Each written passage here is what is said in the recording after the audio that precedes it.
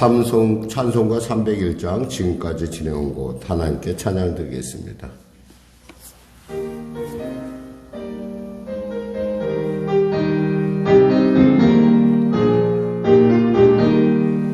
지금까지 지내온 너 주의 크신 은혜라 한이 없는 주의 사랑 어찌 이루 말하랴. 자나깨나 주의 손이 항상 살펴주시고 모든 일을 주 안에서 형통하게 하시네. 몸도 맘도 연약하나 세임받아 살았네. 물 붓듯이 부으시는 주의 은혜 족하다. 사랑 없는 거리에나 험한 산길에 멜때 주의 손을 굳게 잡고 찬송하며 가리라. 주님 다시 배울 날이 날로 다가와. 무거운 짐 주께 맡겨 벗을 날도 멀다네. 나를 위해 예비하신 고향집에 돌아가 아버지의 품 안에서 영원토록. 몸도 맘도 연약하나 몸도 맘도 연약하나 세임받아 살았네. 물 붓듯이 부으시는 주의 은혜 족하다. 사랑 없는 거리에나 험한 산길에 멜때 주의 손을 굳게 잡고 찬송하며 가리라. 주님 다시 배울 날이 날로 다가와. 무거운 짐 주께 맡겨 벗을 날도 멀잖네. 나를 위해 예비하신 고향집에 돌아가 아버지의 품 안에서 영원토록 살리라. 하나님 감사합니다. 오늘도 하나님께서 귀하고 복된 이 아침 은혜를 베풀어 주시게 하여 우리를 불러주심을 감사합니다. 병든 자 있습니까? 치료하여 주시옵소서. 문제가 인자 있습니까? 해결하여 주시고 눌린 자 자유케 하시고 길을 잃은 자 길을 발견하는 예수님이 우리 안에 임재하고 그리스도 안에 새로운 피조물의 삶이 활짝 열려지게 하여 주시옵소서. 이 새벽 이 첫 찬양, 이 첫 호흡, 첫 생각 주님께 올려드립니다. 아직도 변하지 않은 곳이 있으면 주님의 거룩한 보혈로 주님의 성령으로 아버지 깨끗하게 정결케 하셔서 주의 놀라운 하나님의 뜻에 매일마다 가까이 가는, 그리고 그 뜻 가운데 서는 우리 모두가 될 수 있도록 주여 도와주시옵소서. 영웅이 잘림같이 범사가 되며 강건한 은혜를 물붓듯 누리는 우리 성령에게 성도를 되게 하여 주시고 그들의 삶 가운데 하나님의 놀라운 그 살아계심의 증거가 나타나게 하여 주시옵소서. 나라 민족을 불쌍히 여기시고 복음 통해 평화 통일케 하여 주시고 대통령부터 위정자를 예수 믿고 구원받아 주님이시는 지혜로 등이 감당할 수 있도록 도와주시옵소서. 북에 있는 악한 조건 회개하고 주 앞에 돌아오게 하셔서 이 민족 하나 되어 땅끝 사명, 하나님의 복음이 땅끝까지 전해지는 그 놀라운 사명을 감당할 수 있도록 주여 도와주시옵소서.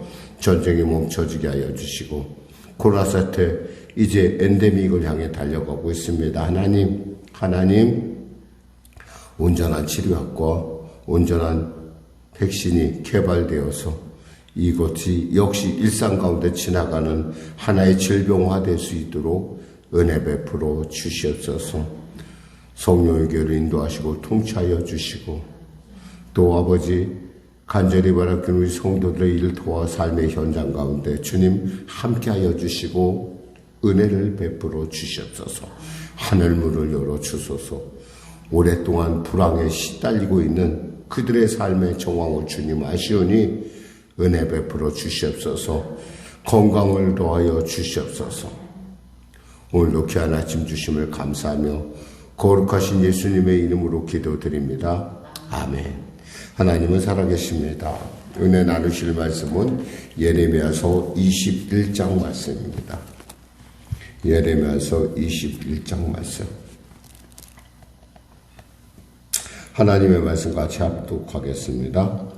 여호와께로부터 예레미야에게 말씀이 임하니라. 시드기야 왕이 말기야의 아들 바술과 제사장 마아세의 아들 스바냐를 예레미야에게 보내니라. 바벨론의 느부갓네살 왕이 우리를 친히 청컨대 너는 우리를 위하여 여호와께 간구하라. 여호와께서 혹시 그의 모든 기적으로 우리를 도와 행하시면 그가 우리를 떠나리라 하니, 예레미야가 그들에게 대답하되 너희는 시드기야 왕에게 이같이 말하라. 이스라엘 하나님 여호와께서 이와 같이 말씀하시되, 보라, 너희가 성 밖에서 바벨론 왕과 또 너희를 애워싼 갈대아인과 싸우는 데 쓰는 너희 손의 무기를 내가 뒤로 돌릴 것이요 그것들이 성 가운데 모아들이리라. 내가 든 손과 강한 팔과 곧 진노와 분노와 대로로 친히 너희를 칠 것이며, 내가 또 사람이나 짐승이나 이 속에 있는 것을 다 치리니 그들이 큰 전염병에 죽으리라 하셨다 하라. 여호와의 말씀이라. 그 후에 내가 유다 왕 시드기야와 그의 신하들과 백성과 및 이 성읍에서 전염병과 칼과 기근에서 남은 자를 바벨론의 느부갓네살 왕의 손과 그들의 원수의 손과 그들의 생명을 찾는 자들의 손에 넘기리니, 그가 칼날로 그들을 치되 치근히 여기지 아니하며 긍휼히 여기지 아니하며 불쌍히 여기지 아니하리라 하셨다 하느니라. 여호와께서 말씀하시기를, 보라, 내가 너희 앞에 생명의 길과 사망의 길을 두었노라. 너는 이 백성에게 전하라 하셨느니라. 이 성읍에 사는 자는 칼과 기근과 전염병에 죽으려니와 너희를 애워싼 갈대아인에게 나가서 항복하는 자는 살 것이나 그의 목숨은 전리품같이 되리라. 여호와의 말씀이라. 내가 나의 얼굴을 이 성읍을 향함은 복을 내리기 위함이 아니요 화를 내리기 위함이라. 이 성읍의 바벨론 왕의 손에 넘김이 될 것이요 그는 그것을 불사르리라. 유다 왕의 집에 대한 여호와의 말을 들으라. 여호와께서 이와 같이 말씀하시니라. 다윗의 집이요, 너는 아침마다 정의롭게 판결하여 탈취당한 자를 압박자의 손에서 건지라. 그리하지 아니하면 너희의 악행 때문에 내 분노가 불같이 일어나서 사르리니 능히 끌 자가 없으리라. 여호와의 말씀이니라. 골짜기와 평원 바위의 주민아, 보라, 너희가 말하기를 누가 내려와서 우리를 치리요 누가 우리의 거처에 들어오리요 하거니와 나는 내 대적이라. 내가 너희 행위대로 너희를 벌할 것이요 내가 또 수풀에 불을 놓아 그 모든 주위를 사르리라. 여호와의 말씀이니라. 아멘. 우리가 잘 아는 말 중에 이런 말이 있습니다. 지구의 종말이 온다 할지라도 나는 사과나무 한 그루를 심으리라. 스피노자가 한 말인데, 실존 철학자인 스피노자가 그 말을 한 데에는 그만큼 우리에게 있어서 당장 지구가 온다 할지라도, 지구의 종말이 온다 할지라도 내가 할 일은 해야겠다라는 부분을 우리가 생각하고, 또 어떤 그 사과나무라는 것이 유실수라는 걸 생각하면은 그 유실수를 통해서 열매를 거두겠다라고 하는 그런 각오를 우리가 들을 수가 있습니다. 마찬가지로 오늘 주님께서는 지금 당장 느부갓네살이 지금 쳐들어왔어요. 이제 정말 절대 위기의 순간이죠. 그때 하나님께서 뭐라고 말씀하시는 거 아니? 그들에 대해서 이렇게 말씀하십니다. 12절에 보니까 다윗의 집이여 너는 아침마다 정의롭게 판결하여 탈취당한 자를 압박자의 손에서 건지라. 뭐 당연한 것이죠. 왕으로서의 그 역할이라는 게 뭐예요? 공의를 지키는 것이고 원칙을 지키는 거라는 얘기를 하는 거예요. 지금 남하고 싸우기 바쁜데 아니 무슨 대책을 주는 것도 아니고 원칙을 지키라니. 그렇습니다. 우리가 인생이 혼란스럽고 정말 어려울 때는요. 원칙으로 돌아올 줄 알아야 돼. 그러니까 예수 믿는 사람은요. 무엇보다도 우리가 돌아갈 길이 있다는 게 참 큰 축복이에요. 그러니까 하나님의 말씀으로 돌아갈 수 있다는 것, 그리고 이 아침에 하나님의 말씀을 듣고 내가 이 아침에 귀한 시간을 하나님께 드릴 수 있고 내가 이 아침을 통해서 또 잠깐 나 자신을 멈추고 다시 하나님께 하나님의 뜻 가운데 우리 자신을 집중한다는 것. 흔히 요즘은 멍 때린다는 얘기를 하는데 하나님의 말씀을 듣는 것 자체가 우리에게서 큰 빛이요 능력이요 길이요 진리라는 사실을 우리는 알 필요가 있습니다. 그래서 사실 예수 믿는다는 것은 어쩌면 이 큰 복을 우리가 언제나 누릴 수 있다라는 거예요. 그러니까 당장 내일의 종말이 온다 할지라도 우리는 이 하나님의 말씀을 먼저 내가 들으리라. 왜? 하나님의 말씀은 살았고 운동력이 있어. 죽은 자를 살리고 문제가 이제 해결받고 길을 발견하는 놀라운 예리한 살아있는 말씀이기 때문에 그렇습니다. 그러니까 그 말씀을 받는 자에게 생명이 임하고 말씀 받는 자에게 인생의 그 위기 가운데 때가 악한 가운데 그 시간에 가지고 있는 의미를 되찾아낼 수 있는 복된 길이라는 것이죠. 그러면서 어쩌면 얼토당토한 것 같지만 바로 거기에 사실은 하나님의 놀라운 섭리가 있다는 거죠. 그러면서 하나님께서 그들에게 아주 중요한 말씀을 하세요. 여기서 8절에 보면 여호와께서 말씀하시기를 보라 내가 너희 앞에 생명의 길과 사망의 길을 두었노라 이렇게 했어요. 지금 쳐들어와서 완전히 포위되어 있어요. 지금 나라는 지금 뭐라고 하냐면 야 우리가 나라를 지켜야 되지 않느냐. 우리가 나라를 지켜야 되니까 나라를 지키는 나라로서 우리가 적하고 일치단계라서 싸워야 되지 않느냐.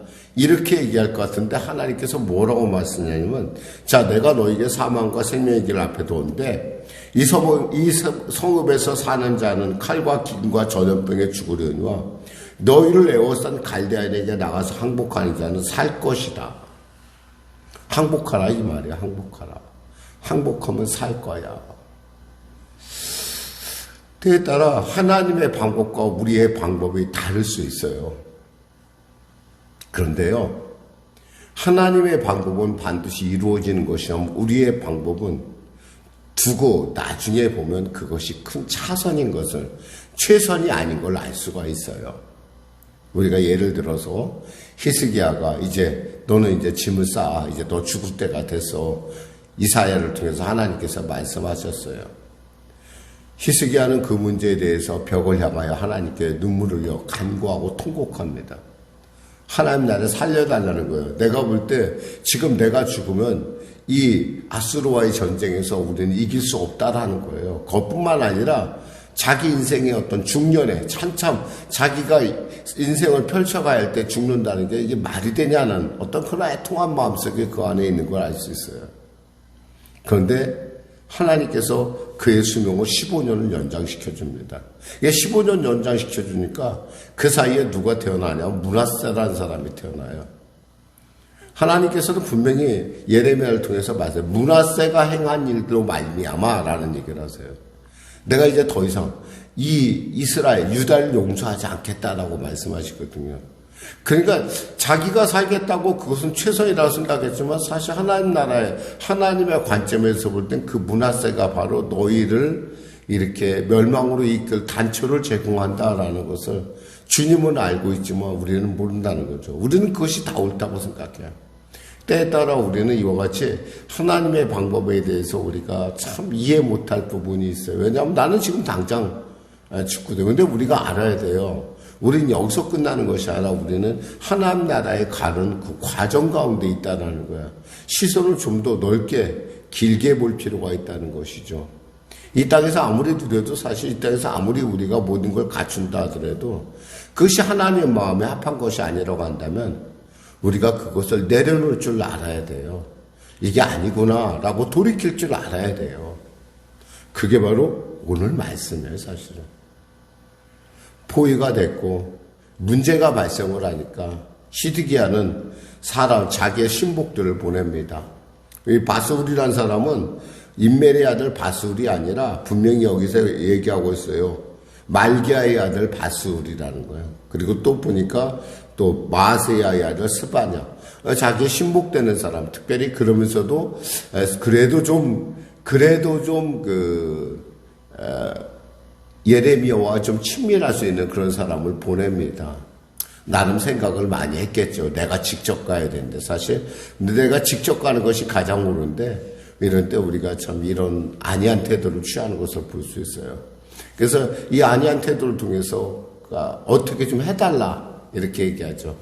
하나님께서는 그의 기대에 전혀 어긋난 반대의 말씀을 하십니다. 뭐라고 말씀하시냐? 너희들이 느부갓네살을 대적하려고 쓴 칼들이 결국 뒤로 돌아올 거예요. 뒤로 돌아온다는 건 뭐냐면 도망한다는 거예요. 후퇴한다는 거예요. 적에게 칼을 들이대야 되는데 놀라서 무서워서. 때에 따라 우리가 적이 우리에게 한 사람이 만을 쫓고 한 사람이 천을 쫓고 하는 것은 우리가 우리 믿음 안에 온전히 섰을 때이지만 우리가 믿음에 서지 못했을 때는 거꾸로 적이 우리를 침범해 온다는 사실이에요.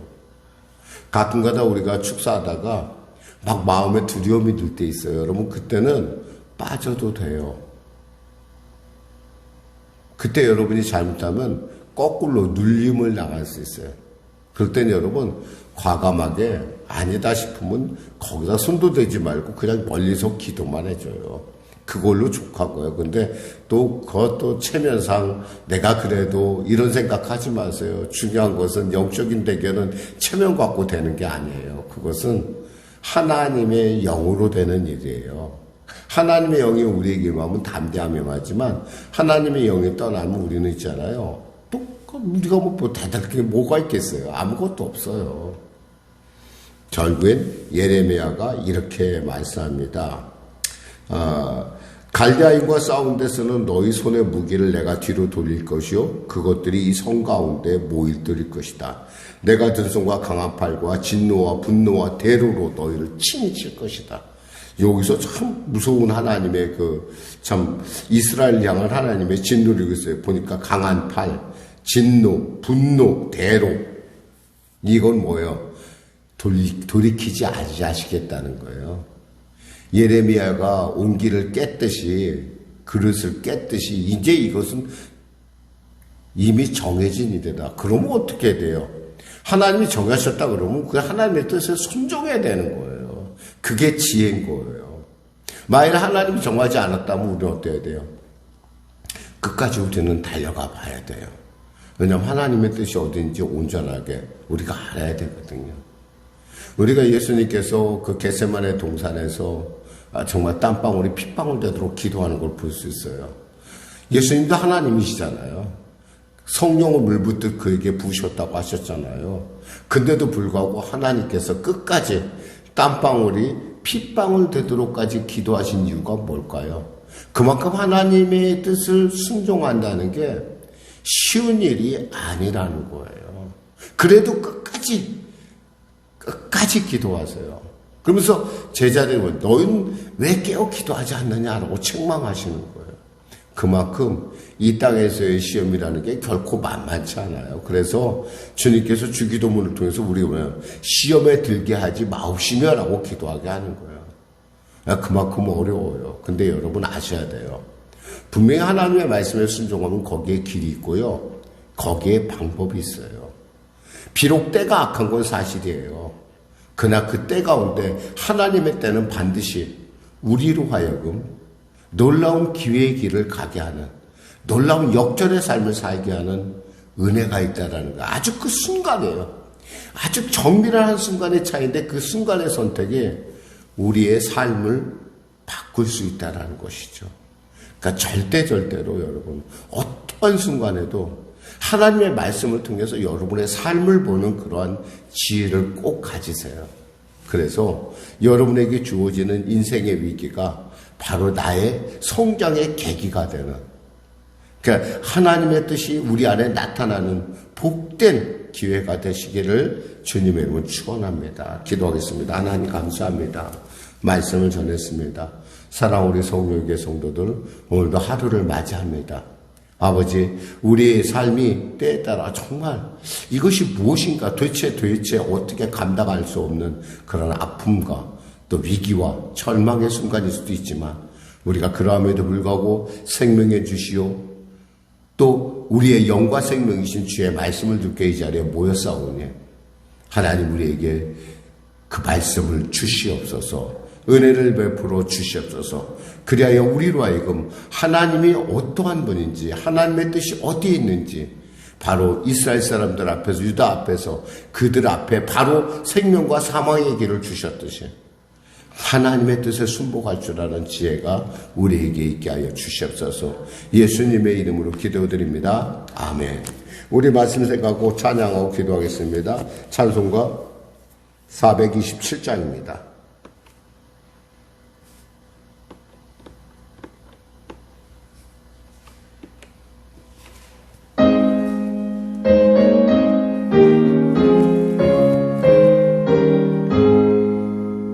마음 가난한 사람 복에 있나니 천국의 그들의 것이니요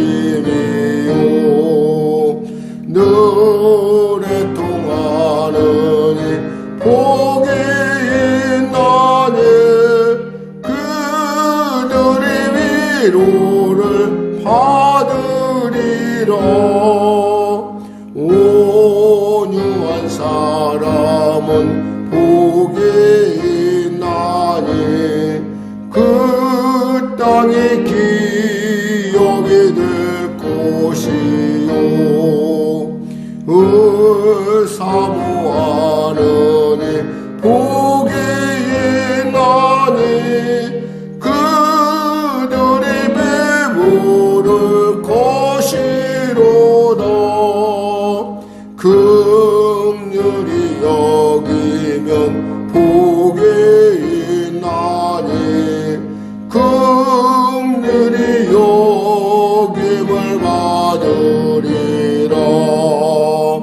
마음 청결한 사람 복이 있나니 그들이 하나님 볼 것이라.